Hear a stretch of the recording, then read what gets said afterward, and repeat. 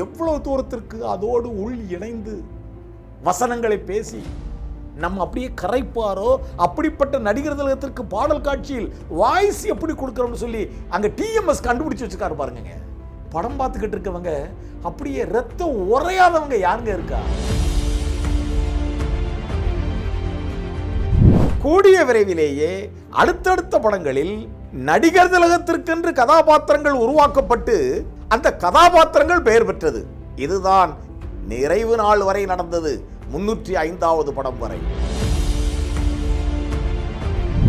ராஜபாட் ரங்கதுரை மாபெரும் வெற்றி மட்டுமல்ல, நடிகர் திலகத்தினுடைய நடிப்பு என்கின்ற சக்தியை உணர்ந்த வசனகர்த்தா பாலமுருகன், இயக்குனர் மாதவன் 2 பேரும் முடிஞ்ச அளவுக்கு சிவாஜி கணேசன் எவ்வளவு உறிஞ்ச முடியுமோ உறிஞ்ச இந்த ராஜபாட் ரங்கதுரை கதையை பயன்படுத்துறாங்க. 4 பேர் சிரிக்க வைக்கணும் கோமாளி, ஆனா உன் வீட்டில் ஒரு தங்கச்சி செத்து போயிட்டா, இதுதான்டா காட்சி. உடனே சொல்லுவாங்க தந்தனன்னா தன்னன்னா தந்தனன்னா தன்னன்னா தானனன்னா தானனன்னா நானனா.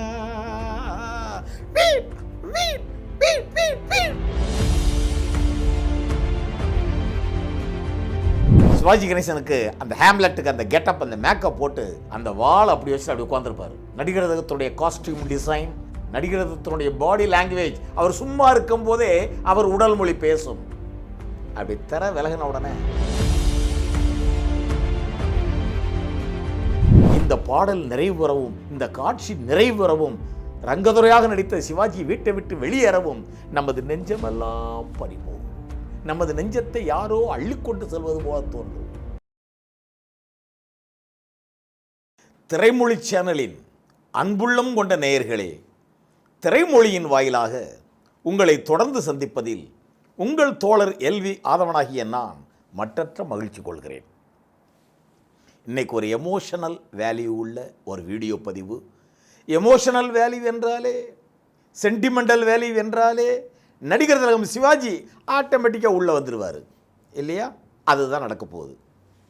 பாருங்க, நடிகர் திலகம் பராசக்தி படத்தில் தொடங்கி பூப்பறிக்க வருகிறோம் என்கின்ற 305வது படம் வரை நடித்து கொடுத்தார். ஆரம்பத்தில் பராசக்தி தொடங்கி சில படங்கள் நல்ல கதை, நல்ல கதாபாத்திரம் கிடைத்து நடிகர் திலகம் நடித்து தன் திறமையால் தன்னை தக்க வைத்து கொண்டார், தான் பேர் வாங்கி கொண்டார். அந்த நல்ல கதாபாத்திரங்கள் கிடைத்தது, கிடைத்த நல்ல கதாபாத்திரங்களை கையில் தக்க வைத்து கொண்டு தான் பேர் வாங்கிவிட்டார். நடிகர் திலகம் சிறந்த நடிப்பாற்றல் மிக்க கலைஞர் என்று. ஆனால் கூடிய விரைவிலேயே என்ன நடந்தது தெரியுமா? நல்ல கதாபாத்திரம் கிடைத்ததால் நடிகர் திலகம் கிடைத்தார். கூடிய விரைவிலேயே சினிமா துறையில் ஒரு மாற்றம் நிகழ்ந்தது. இனி நடிகர் திலகத்திற்கென்று கதாபாத்திரங்களை படைத்து அந்த கதாபாத்திரங்கள் பெயர் பெற்றன, சிறப்பு பெற்றன, கதாபாத்திரங்களை வாழ வைத்தார்கள். இதுதான் நடந்தது. மீண்டும் சொல்கிறேன், நல்லா கவனிச்சுக்கோங்க. இது ஒரு நல்ல ஆராய்ச்சி. ஆரம்ப காலத்தில் பராசக்தி முதல் நல்ல கதாபாத்திரங்கள் கிடைத்தது, அதனால் சிவாஜி கணேசன் நடிகர் திலகம் ஆனார், அவர் பெயர் பெற்றார். கூடிய விரைவிலேயே அடுத்தடுத்த படங்களில் நடிகர் திலகத்திற்கென்று கதாபாத்திரங்கள் உருவாக்கப்பட்டு அந்த கதாபாத்திரங்கள் பெயர் பெற்றது. இதுதான் நிறைவு நாள் வரை நடந்தது, 305வது படம் வரை. சினிமாவில் என்ன ஆச்சு தெரியுமா? முதல்ல சிவாஜி கணேசன் நல்ல படங்களில் நடித்தார், நல்ல கதாபாத்திரங்களில் நடித்தார்.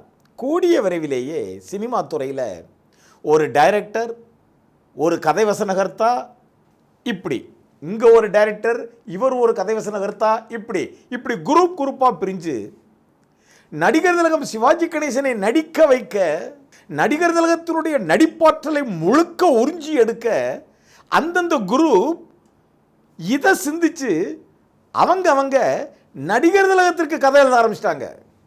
நடிகர் திலகத்திற்கு புது புது கதாபாத்திரங்களை படைக்க ஆரம்பிச்சிட்டாங்க. ஏன்னா அவங்களுக்கு தெரிஞ்சு போச்சு, இவருக்கு என்ன மாதிரி கதை, அழுத்தமான கதையை கொடுத்தாலும், ஆழமான கதாபாத்திரத்தை கொடுத்தாலும் இவர் தாங்கி நடிக்கிறார், வாங்கி நடிக்கிறார், தானும் பெயர் பெறுகிறார், அந்த படத்திற்கும் அந்த கதாபாத்திரத்திற்கும் பெயர் வாங்கி தருகிறார் என்று தெரிந்துவிட்டது. அதனால் சினிமாக்களில் டைரக்டர் வசனகர்த்தா என்று குழுவாக பிரிந்து கதைகளை எப்படி சிந்திக்க ஆரம்பித்தார்கள் என்றால், சிவாஜி கணேசன் தான் கதாநாயகன், இவருக்கு என்ன கதை படைக்கலாம், இவற்றிற்கக்கூடிய அந்த திறமையை அப்படி இந்த நிலத்துக்கடியில் நீரை ஆழ்துளை போட்டு உறிஞ்சி எடுக்கிறாங்க இல்லையா, அது மாதிரி கதாபாத்திரங்களை சிந்தித்து சிந்தித்து இந்த சிவாஜி கணேசனுக்கு இவர்கிட்ட முழுக்க இவர் திறமையை வெளியில் வாங்க என்ன மாதிரி கேரக்டர் தரலாம்னு யோசிச்சு கொடுக்க ஆரம்பிச்சிட்டாங்க. அப்படி பல படங்கள் வந்தது. அதில் ஒன்றுதான் ராஜபாட் ரங்கதுரை. இந்த படத்திற்கு இயக்குனர் பி. மாதவன் BA, இதற்கு கதைவசனம் பாலமுருகன். எப்போதுமே டைரக்டர் மாதவன், வசனகர்த்தா பாலமுருகன் என்கின்ற காம்பினேஷன் வந்துட்டா இவங்க சிவாஜிக்குத்தான் கதை எழுதுவாங்க. நடிகர் திலகம் கதாநாயகனாக நடிப்பதற்கு புது புது யுக்தி வாய்ந்த கதாபாத்திரங்களை உருவாக்க ஆரம்பிச்சிருவாங்க. இந்த காம்பினேஷனில் நடிகர் திலகம் நடித்து அந்த படங்கள் மாபெரும் வெற்றிகளை தக்க வைத்தது. அதில் ராஜபாட் ரங்கதுரை மாபெரும் வெற்றி மட்டுமல்ல, நடிகர் திலகத்தினுடைய நடிப்பு என்கின்ற சக்தியை உணர்ந்த வசனகர்த்தா பாலமுருகன், இயக்குனர் மாதவன் 2 பேரும் முடிஞ்ச அளவுக்கு சிவாஜி கணேசன் எவ்வளோ உறிஞ்ச முடியுமோ உறிஞ்ச இந்த ராஜபாட் ரங்கதுரை கதையை பயன்படுத்துகிறாங்க. இந்த ராஜபாட் ரங்கதுரையுடைய கதை தான் என்ன? ஒரு நாடகக்குழு, நடிகர் திலகம் சிவாஜி கணேசன் இவர் தான் அந்த குழுவினுடைய தலைவர் ராஜபாட். இவரை நம்பி இவருக்கு கீழே 10 பேர், இவரோ நாடகத்தை நம்பி. இந்த நாடகக்குழுவை நடிகர் திலகம், இந்த ராஜபாட் ரங்கதுரை கதை, இந்த நாடகக்குழுவை நடிகர் திலகம் எதற்காக இயக்கி வந்தார்? தன்னுடைய பிழைப்புக்காகவா? தன்னை சார்ந்த இந்த கலைஞர்கள் வாழ வேண்டும். இது போக இவருக்கு ஒரு தம்பி, கூட பிறந்த தம்பி ஸ்ரீகாந்த், கூட பிறந்த தங்கச்சி ஜெயா, இந்த குடும்பம் நன்றாக வாழ வேண்டும். அப்படின்னா பிழைப்புக்காக இவங்கெல்லாம் நல்லா வாழணும் மட்டும்தான் நாடகம் போட்டாரா? அப்படின்னா நாடகங்கள்லாம் கமர்ஷியலாக இருந்திருக்குமே. இவர் அப்படி பண்ணலை. தேசப்பற்று மிக்க குடும்பத்தில் பிறந்தவர் இந்த நடிகர் திலகம் கதாபாத்திரம் இந்த ராஜபாட் என்பதால் இவர் போட்ட நாடகங்கள் எல்லாம் தேசப்பற்று, நற்கருத்துக்கள், மொழிப்பற்று, இந்த சிந்தனையிலேயே இருந்தது. அதனால தான் இந்த படத்தில் நடிகர் திலகம் தோன்றி நடித்த அந்த கதாபாத்திரங்கள், இந்த படத்தில் அவர் நடித்த நாடகங்கள், திருப்பூர் குமரன் நாடகம், பகத்சிங் நாடகம், ஷேக்ஸ்பியரின் ஹேம்லெட், சமுதாய பற்றுமிக்க நாடகங்களைத்தான் அவர் கொடுத்தாரு. ஆக தன் குடும்ப பிழைப்பு, தன்னை நம்பியிருக்கக்கூடிய நாடக குழுக்களின் பிழைப்பையும் தாண்டி சமூகப்பற்று, தேசப்பற்று மிகுந்தவராக காட்சி தந்து இந்த தேசத்திற்கும் பயனுள்ள வகையில் நாடக கலையை அர்ப்பணித்தார். இதுதான் கதை. இதில் டைரக்டர் பி. மாதவன், கதைவசனம் பாலமுருகன், இசை MS விஸ்வநாதன், ஒளிப்பதிவு டைரக்டர் PN சுந்தரம், தயாரிப்பு VC குகநாதன், கலை இயக்குனர் ஆர்ட் டைரக்டர் நாகராஜன். அற்புதமான டீம். சிவாஜி கணேசனோட நடித்தவங்க நடிகர் திலகம் Sivaji Ganesan, MN Nambiar, VK Ramasamy, TK Bhagavathi, சாமி கண்ணு, சசிகுமார்.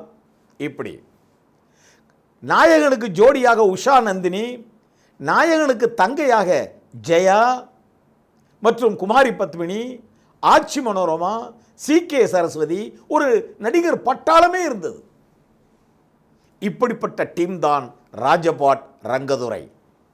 இந்த ராஜபாட் ரங்கதுரையில் ஷேக்ஸ்பியரின் ஹேம்லெட் அந்த நாடகத்தை அரங்கேற்றது மாதிரி சிவாஜி கணேசனுக்கு அந்த ஹேம்லெட்டுக்கு அந்த கெட்டப், அந்த மேக்கப் போட்டு நாடக திரை விலகின உடனே அந்த வாள் அப்படி வச்சு அப்படி உட்காந்துருப்பார். நடிகர் திலகத்துடைய காஸ்டியூம் டிசைன், அவர் வாழை வச்சு உட்காந்துருக்க அந்த போஸ், அந்த கெட்டப், நடிகர் திலகத்தினுடைய பாடி லாங்குவேஜ், அவர் சும்மா இருக்கும்போதே அவர் உடல் மொழி பேசும்.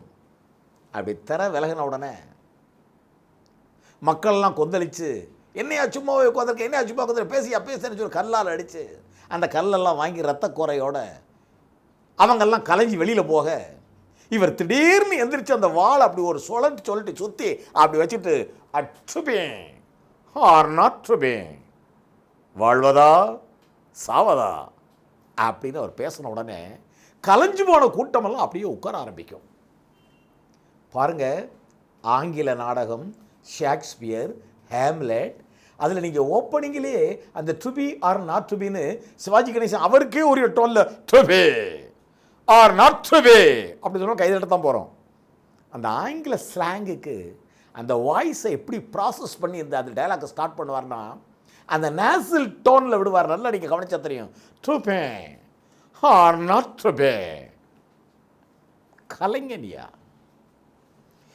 எங்க எப்படி டோனை கிரியேட் பண்ணி, எப்படி நேசல்ல லீக்கேஜ் பண்ணி, வாய்ஸ் மாடுலேஷனுக்கு ஒரு ஆராய்ச்சி. ஒரு உண்மை என்ன கேட்டால், இவர் வாய்ஸ் மாடுலேஷனை ஆராய்ச்சி பண்ணி எல்லாம் செய்யலை. இவர் இன்வால்வ் ஆனதானோன்னு அவருக்கு இன்பில்ட்டில் இருக்கிறதுனால அது ஆட்டோமேட்டிக்காக வருது. இதை நாம் ரிசர்ச் பண்ணுறோம். இப்படி வாய்ஸ் ப்ராசஸ் பண்ணியிருக்காருன்னு.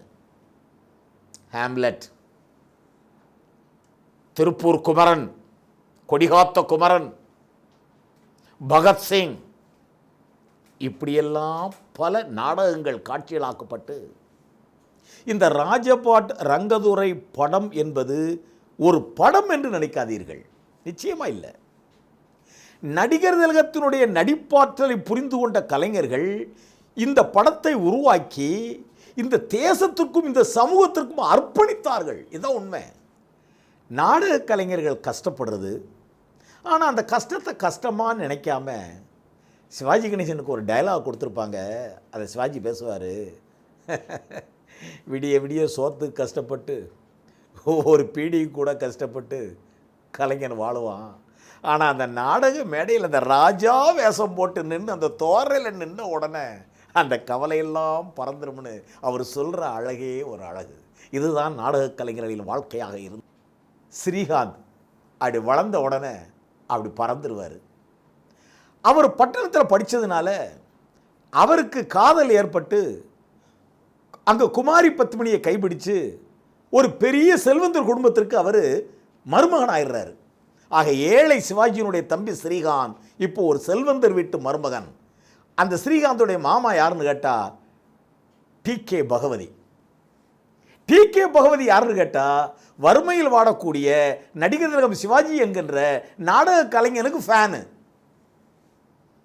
ஆனால் டி.கே. பகவதிக்கு தெரியாது, தன் வீட்டில் தன் மகளை கட்டி தனக்கு மருமனாக இருக்கக்கூடிய ஸ்ரீகாந்த் அந்த ராஜபாட் ரங்கதுரை என்கின்ற சிவாஜிக்கு கூட பிறந்த தம்பி என்பது தெரியாது. ஸ்ரீகாந்த் மறைச்சிருவார். இப்போ சிவாஜி கணேசன் தன் தங்கையை கட்டி கொடுத்துருப்பாரு. தன் தங்கைக்கு வாய்த்த கணவனும் சரியில்லை. அந்த தங்கையும் தன் வீட்டிற்கு வாளா வெட்டியாக திரும்பி வந்துட்டா. ரொம்ப கஷ்டப்படுறார். இப்போ இவருக்கு நினைச்சா ஸ்ரீகாந்த் உதவி செய்யலாம் என பெரிய இடத்துல இருக்கார். ஆனால் ஸ்ரீகாந்த் இப்படி வறுமையில் வாடக்கூடிய ஒரு அண்ணன் ஒரு தங்கை இருக்கிறார் என்பதை காமிச்சிக்கவே மாட்டார். ஒரு நாள் சிவாஜி தன் தம்பி ஸ்ரீகாந்த் இருக்கக்கூடிய அந்த வீட்டிற்கு வருகிறார். ஸ்ரீகாந்த் இவன் ஏன் இங்கே வரான், ஐயா நம்ம மானம் போதே என்று நினைப்பார். தம்பியின் எண்ணத்தை சிவாஜி புரிந்து கொள்வார். இப்போ டி.கே. பகவதி ஓடி வந்து ராஜபாட் ரங்கதுரையே வந்திருக்கீங்களேன்னு சொல்லி வாங்க வாங்க வாங்க. ஏன்னா அவரை பொறுத்தவரை இவர் ஏழை கலைஞன் இல்லை, இவருடைய கலை ரிச் கலை. அவர் உள்ளே கூப்பிட்டு வந்து வீட்டில் உட்கார வச்சு, ரங்கதுரை என் வீட்டுக்கு வந்து பெரிய விஷயம், யார் உண்மையான செல்வந்தர் டி.கே. பகவதி என் வீட்டுக்கு வந்து ரொம்ப சந்தோஷம் என்று அவரை உபசரித்து, அங்கே சிவாஜி கணேசனுக்கும் ஸ்ரீகாந்துக்கும் ஒரு மனப்போராட்டம் நடந்து கொண்டிருக்கிறது. டி.கே. பகவதிக்கு அது தெரியாது. இவர் செல்வந்தராக இருந்தால் கூட ஒரு கலைஞனை மதிக்கிறாரு. ஆனால் கலைஞன் என்ன உள்ளத்தோடு இருக்காரு, தங்களை மறந்து வந்த தம்பி, வீட்டில் வாழா வெட்டியாக இருக்கக்கூடிய தங்கச்சி, உதவி தேவை ஆனால் உதவி கேட்க முடியாத நிலைமையில் இருக்காரு. ஏன்னா தம்பி ஸ்ரீகாந்த் கொஞ்சம் கூட இவரை கண்டுக்கல. இந்த பின்கதை தெரியாமல் டி.கே. பகவதி சிவாஜி கணேசன் கேட்பாரு, ரங்கதுரை ஒரு பாட்டு பாடுங்களேன் என்று சொன்ன உடனே இந்த சூழலில் என்ன பாட்டு பாடுவார்? இந்த படத்தில் இந்த பாட்டுக்கான காட்சி தான் எங்க ரொம்ப முக்கியங்க. கண்ணதாசன் இந்த காட்சியின் சூழலை அப்படியே உணர்ந்து அந்த பாட்டை அப்படியே வார்த்தைகளில் வடிச்சு எடுத்திருக்காரு. எம்எஸ்வி கேட்கணுமா, மெட்டும் இசையும் அப்படி. டி.கே. பகவதி கெஞ்சி கேட்குறாரு, ரங்கதுரை சிவாஜி பாடுங்க, உங்கள் பாட்டுக்கு நான் அடிமைங்கிறாரு மிகப்பெரிய செல்வந்தன். அங்கே பாருங்கள், அங்கே தான் டைரக்டர் செல்வாண்டி வீட்டு மருமகன் தன்னுடைய மனைவியோட டென்னிஸ் விளையாண்டுட்டு அந்த பேட்டை கீழே வச்சுருப்பார். சிவாஜி அந்த டென்னிஸ் பேட்டை அப்படி கையில் எடுத்துக்கிட்டு எம்எஸ்வி அப்படி அடித்து அம்மம்மா தம்பி என்று நம்பி அவர் உன்னை வளர்த்தார். ஸ்ரீகாந்த் டி.கே. பகவதி சிவாஜியை ஒரு பாட்டு பாட கேட்டார், கலைஞன் இல்லையா? ஆனால் கலைஞன் பாடுவதன் பின்னால் அவர் கதை இருக்கிறது. இப்போ தம்பி ஸ்ரீகாந்த் பார்க்குறாரு, அம்மம்மா டிஎம்எஸ் அதை நினச்சி அந்த குரலை அடி வைத்திருந்து கொடுத்துருக்காருங்க. அம்மம்மா தம்பி ஸ்ரீகாந்தை பார்த்து தம்பி என்று நம்பி இவர் சிவாஜி உன்னை வளர்த்தார், தாய் என்றும் தந்தை என்றும் உன்னை வளர்த்தார், இது உனக்காக வாழ்ந்த உள்ளம் இல்லையா அம்மம்மா. பாடலின் வார்த்தைகள் ஒவ்வொன்றும் விஸ்வநாதன் அமைத்து கொடுத்த அந்த இசையும் மெட்டும் டிஎம்எஸ்னுடைய அந்த குரல் தாக்கம், நடிகர் திலகம் அதை உள்வாங்கி இந்த சிச்சுவேஷனில் அதை அப்படி நடிக்கிறது. ராம நாடகத்தில் 3 தம்பியரின் உள்ளம் கண்டேனே, நல்ல பாரதத்தில் 4 தம்பியரை நானும் கண்டேனே. அது நாடகமா இல்லை இது நாடகமா? என்னையா இந்த மாதிரி கலைஞர்களெல்லாம் காலில் விழுந்து நம்ம வணங்கணும். ராம நாடகத்தில் 3 தம்பியரின் உள்ளம் கண்டேனே, நல்ல பாரதத்தில் 4 தம்பியரை நானும் கண்டேனே. அது நாடகமா இது நாடகமா? இந்த நாடகமாங்கிறத டிஎம்எஸ் என்ன பண்றாரு பாருங்க. அது நாடகமா இது நாடகமா? நான் கண்ட வேஷங்கள் கொஞ்சம் அல்லவே, ஆனால் இது போன்ற வேஷத்தில் இதுவரை நான் வந்ததில்லையே. இங்கே என்ன அழுது புலம்பி பாடிக்கிட்டு இருக்காரு தெரியாமல் டி.கே. பகவதி இதை சந்தோஷமாக ரசிச்சுக்கிட்டு இருப்பார். ஒரு பாட்டு கேட்டதுக்கு என்ன எக்ஸ்பிரஷனில் என்ன மாதிரி ஒரு அருமையான கதையை உள்ளடக்கிய பாடல், என்ன கருத்து பாடல்னு அவர் கலை ஆர்வத்தை ரசிப்பார். ஆனால் சிவாஜிக்கு என்ன சொல்ல நெஞ்சம் குமுறும். நான் கண்ட வேஷங்கள் கொஞ்சம் நெஞ்சம் இல்லை, ஆனால் இது போன்ற வேஷத்தில் வந்ததில்லையே அம்மம்மா தம்பி என்று நம்பி. அடுத்து சொல்கிறாரு, தம்பி நீங்கள் சந்தோஷமாக செல்வாக்கா இருக்க, என் அண்ணனோட கண்டுக்க மாட்டேங்கிற, ஆனால் வீட்டில் நம்ம தங்கச்சி புருஷன் சரியில்லை, நம்ம வாழ வெட்டிய வீட்டில் வந்திருக்காடா.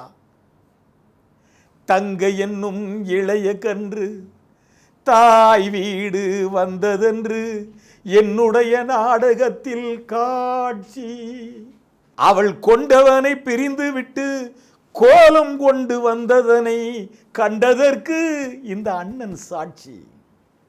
ஏங்க வசனம் பேசும்போது சிவாஜி கணேசன் அந்த வாய்ஸ் ப்ராசஸ், அந்த மாடுலேஷன், அவர் அதில் எவ்வளவு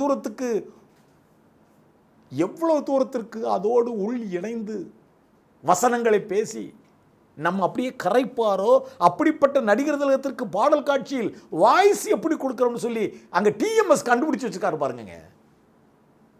இவங்களை என்னன்னு சொல்றது? இந்த பாட்டு சிச்சுவேஷனை பார்த்துட்டு படம் பார்த்துக்கிட்டு இருக்கவங்க அப்படியே ரத்தம் உறையாதவங்க யாருங்க இருக்கா?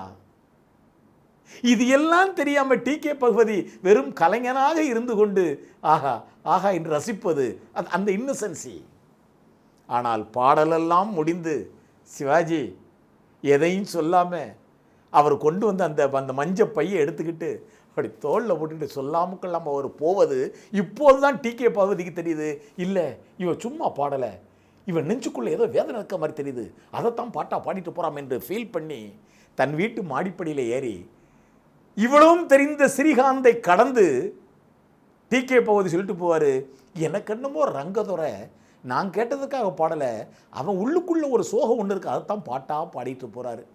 என்னமோ ஆண்டவனுக்கு தான் வெளிச்சம்ட்ட போகும்போது இந்த பாடல் நிறையவும், இந்த பாடல் நிறைவு பெறவும், இந்த காட்சி நிறைவு பெறவும், ரங்கதுரையாக நடித்த சிவாஜி வீட்டை விட்டு வெளியேறவும் நமது நெஞ்சமெல்லாம் பறிபோகும்.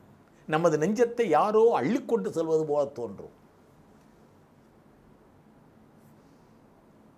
ஒரு படம் எடுத்தால் ஒவ்வொரு காட்சியையும் உருவாக்கி ஒவ்வொரு பாடல் காட்சியையும் ஏனோ தானோவென்று உருவாக்காமல் ஒவ்வொரு பாடல் காட்சியும் அந்த கதையை சொல்வது போல, அந்த கதை சொல்லாததை கூட அந்த பாடல் காட்சி சொல்லி நம்மை உணர வைப்பதாக இந்த திரை இசைக்கலைஞர்கள் சாதித்த சாதனை என்னே அற்புதம், என்னே விந்தை.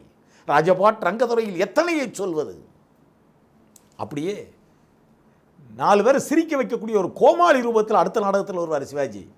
மூக்கெல்லாம் அப்படி பலூன் மாதிரி வச்சு கம்ப்ளீட்டாக கோமாளி பஃபூன் கட்டை போட்டுக்கிட்டு தொந்தி வச்சுக்கிட்டு அப்படி குலிங் வந்து நாடகத்தில் இப்போ ஆடி பாடி கோமாளியாக நடித்து பாட்டு பாடி வந்தவங்களை சிரிக்க வைக்கணும். இதுதான் அவர் கொடுக்கப்பட்டது. அப்படி நாடகத்தை தொடங்க போவார். ஒருத்தன் வந்து காதில் சொல்லுவான், உங்கள் தங்கச்சி இறந்துட்டாங்கன்னு. சிவாஜி அப்படியே உள் வாங்கிக்கிட்டு அதுக்கடையில் விசில் அடிச்சிருவாங்க, நாடகத்திரையை வர தூக்கிடுவாங்க, நாடகம் போட்டாகணும். இந்த சிச்சுவேஷன் ஃபீல் பண்ணி எம்எஸ்வி, கண்ணதாசன், டி.எம். சௌந்தரராஜன் 4 பேர் சிரிக்க வைக்கணும். கோமாளி, ஆனால் உன் வீட்டில் உன் தங்கச்சி செத்து போயிட்டா, இதுதான்டா காட்சி. உடனே சொல்லுவாங்க, தந்தனா தன்னா தந்தனா தன்னா தானனா தானனா நானா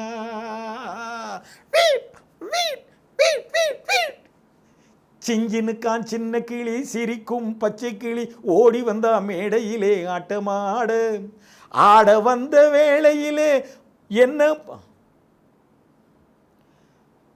ஆட வந்த வேளையிலே பாட வந்த என்ன மட்டும் அளவிட்டு ஓடிவிட்டா கூட்டத்தோட. நான் சிரிக்கிறேன் சிரிக்கிறேன் சிரிப்பு வல்லே, நான் அழுகிறேன் அழுகிறேன் அழுகே வல்லே. ஓ, அந்த வயிறு குலுங்கி இவர் துள்ளி துள்ளி கோமாளியாக நின்று ஆடுவது, இவர் உள்ளே அழுது கொண்டிருக்கிறார். இவருடைய குலுக்கல் தலுக்களை பார்த்து, இவர் பாடுகின்ற விதத்தை பார்த்து அந்த கூட்டமே கொல்லென்று சிரிக்கும். நாடகம் பார்த்து கொண்டிருக்கக்கூடிய கூட்டமே கொல்லென்று சிரிக்கும். ஆனால் இந்த காட்சியை தியேட்டரில் படமாக பார்த்து கொண்டிருக்கக்கூடிய இந்த ஆடியன்ஸ் சிரிப்பதா அழுவதா ஐயா? இந்த காட்சியில் 2 ஆடியன்ஸ். அந்த நாடகத்தை பார்ப்பதாக திரையில் ஆடியன்ஸ், இந்த டோட்டல் காட்சியை பார்ப்பதாக தியேட்டரில் ஆடியன்ஸ். அந்த ஆடியன்ஸ் சிரிப்பார்கள். இந்த ஆடியன்ஸ் நம்போன்றோர் துன்பம் வரும் வேளையிலே சிரிங்க என்று சொல்லி வச்சான் வள்ளுவர் சரிங்க. பாம்பு வந்து கடிக்கையில் பாழும் உடல் துடிக்கையில் யார் முகத்தில் பொங்கி வரும் சிரிப்பு. இது மேல்புறத்தில் கசப்பு கீழ்புறத்தில் இனிப்பு, பட்டினத்தார் கையில் உள்ள கரும்பு. இது பட்டினத்தார் கையில் உள்ள கரும்பு. நான் சிரிக்கிறேன் சிரிக்கிறேன் சிரிப்பு வல்லே, நான் அழுகிறேன் அழுகிறேன் அழுக வல்லே. ஓ, இவர் சிரித்து அழுவதும் அழுது சிரிப்பதும் இது எதுவுமே புரியாமல் ரசிகர்கள் கோமாளி ஒருவன் நமக்கு நகைச்சுவை ஊட்டுகிறான் என்று அந்த நாடகத்தை பார்த்து கொண்டு சிரிப்பது. பார்த்தாக்க ஆளு ரொம்ப முறுக்கு, ஆனால் 10 கதை உள்ளத்திலே இருக்கு. தண்ணியிலே மீன் உண்டு தரையிலே மான் உண்டு, மாற்றி வச்சா தீர்ந்து விடும் கணக்கு. இப்போ நான் இருக்கும் இருப்பு 4 பேர் பொறுப்பு, நல்லா தான் நான் சிரிக்கேன் சிரிப்பு. நம்மக்கிட்ட ஏதோ தர டிக்கெட்டு, பெஞ்சு டிக்கெட்டு, சோபா டிக்கெட்டு, ஒரு 60 பைசா, ஒரு 2 ரூபா, ஒரு 2.50 வாங்கிட்டு படம் பார்த்து நம்மளை அப்படியே வெளியில் அனுப்பி போங்கையான்னு சொல்ல தயாராக இல்லை. கொஞ்சம் நினச்சிக்கிட்டு போயா, படம் பார்த்தேல்ல, தேட்டரை விட்டு எந்திரிச்சு போகும்போது நாங்கள் சொன்ன கருத்தை நெஞ்சில் கொஞ்சம் தூக்கிக்கிட்டு போய்யா, வீட்டில் கொஞ்சம் பாரியா, சிந்தியா. நாம் வாழ்ந்துக்கிட்டு இருக்கோம், நாம் வாழக்கூடிய சமுதாயம் அது வாழணும், நாம் பிறந்த நாடு வாழணும். ஒரு கலை என்பது உன்னுடைய கவலையை போக்குவதாக மட்டும் இருக்கக்கூடாது, உன் மூலமாக தேசத்தின் கவலையை போக்குவதாக இருக்க வேண்டும். சிந்தனையாளர்கள் சிந்தித்தார்கள், அதுக்கேத்தாப்புல சிவாஜி கணேசன் கிடைச்சாரு. கலை இப்போதுதான் அது பிறந்ததற்கான அர்த்தத்தையே பெறுகிறது. கலைஞர்களை துதிப்போம், கலைஞர்களை பாராட்டுவோம், தொடர்ந்து சந்திப்போம். நன்றியுடன் உங்கள் தோழர் எல்.வி. ஆதவன்.